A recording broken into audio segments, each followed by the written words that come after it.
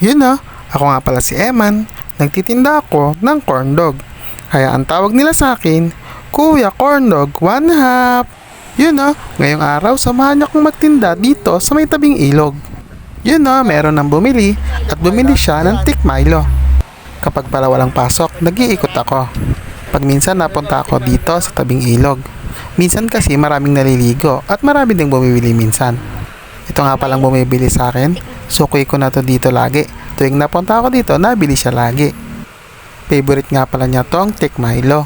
Tapos sabi niya sa akin, bakit ngayon lang daw ulit ako nagtinda dito?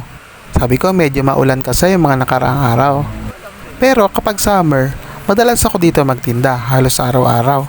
Kapag summer kasi, maraming dumadayo para maligo dito sa ilog. Tiyanan, gawa na ang Thick Milo. You know, okay na yung order niya. Thank you. Saka cheese ball. Saka choco balls din. Pa-plastic ka? Bumili rin siya ng cheese ball saka ng choco balls. Thank you. Yun na, maraming salamat sa pagbili. Oh, paano ba yan? Hanggang dito na lang muna. Paalam.